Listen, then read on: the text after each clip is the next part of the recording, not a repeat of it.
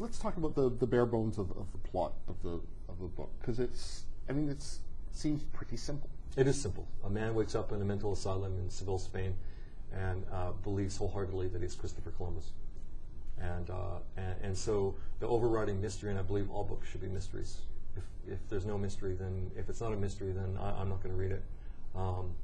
Even nonfiction. I mean, you got to have. There has to be some questions in your mind as you begin reading. And so he starts to tell stories. They slowly wean him off the medicine and the drugs, and he starts to tell stories to his nurse, Consuela, and slowly she begins, and the doctors begin to unravel the mystery. Maybe he does most of the work of revealing why it is that he believes he's Christopher Columbus and why it is that he wound up in a mental asylum. And so that's the main mystery of the book, right? In the telling of these stories, it's kind of like Shakespeare history, because there are anachronisms, which he just accepts. It's like, in the middle of talking to Queen Isabella, his cell phone rings. Mm-hmm. And he's just like, well, of course.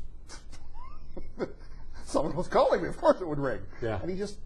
And he embraces all these anachronisms wholeheartedly. Yeah, and I mean, some readers had a problem with that, and you know, my wife included. And I said, "No, just keep pushing, just keep pushing through, because you'll find out why." And I guess those anachronisms are part of the, you know, it's the 21st century encroaching on the 15th century, the stories that he's telling, and it's part of the process of him slowly coming back to the 21st century. And I mean, I could say that and not give away too much, but yeah, that's why they're there. That's one of the reasons. The other reason would be that I wanted to make it really clear right up front that this is not an historical novel by any means. You know, did I do research? Yeah, I did a lot of research. I read a lot of books, and like probably about 15 books on Columbus. None of them agreed. You know, for one thing, none of them agreed on where he was from or how he got to Spain.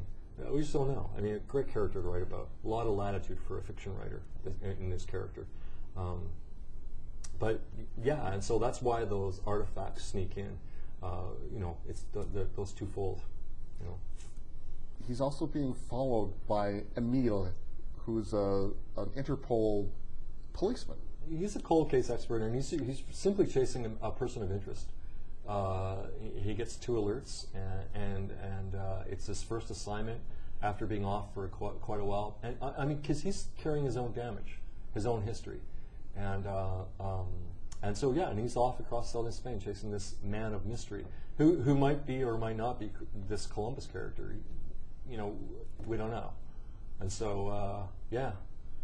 I don't think I'm quite done with him. I really like the character a lot, and I think that he's just beginning. So I think he might wind up in something in the future. That's good, because he slowly. At first, he seemed pretty simple, and then it was just like there was more and more and more to him coming out, and it was almost the opposite with Columbus, because he sort of was this great. I'm Christopher Columbus. Yeah. And then he slowly turns into who he really was, whereas Emile starts off as an enigma, and then we get to see more of him. Yeah, I mean, admittedly, Columbus does make that journey from fascinatingly complex and split in two and damaged to where we find him at the end of the book, which is perhaps not as interesting as that full-blown, obsessed, womanizing, you know, navigator. So yeah, you're right. That's an interesting observation that I hadn't thought of before. But yeah, and so yeah, I mean, you know, yeah, it's an interesting. I mean, it's an interesting journey that he goes on. Yeah.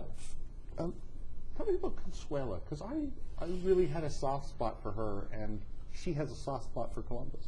Yeah, I mean, it's a psychiatric nurse that slowly gets drawn into this guy's stories, and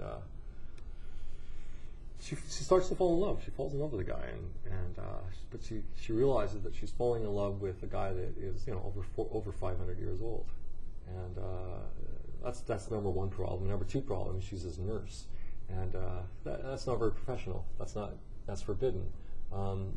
And she's lonely, and she has her own problems, and this kind of tense relationship with her sister, and she drinks a lot of wine. Everyone in the book tends to drink a lot of wine. A couple questions on that, but I like Consuela as well, and I have high hopes that she'll land in a happy place. She really needs a navigator. I mean, she seems pretty lost in her own life. She's just going through the motions until she meets Columbus, it seems. Mm-hmm. I think that he sparks that Columbus spirit in her, and so that she's willing to give it a shot again. And I think almost everyone who runs into Columbus or rubs up against him, even Emile, who is far removed, in a sense, is connected to that Columbus spirit of adventure, and he follows it. The book is Waiting for Columbus. I've been speaking with the author Thomas Trofimuk, and Waiting for Columbus, published by McCullough and Stewart.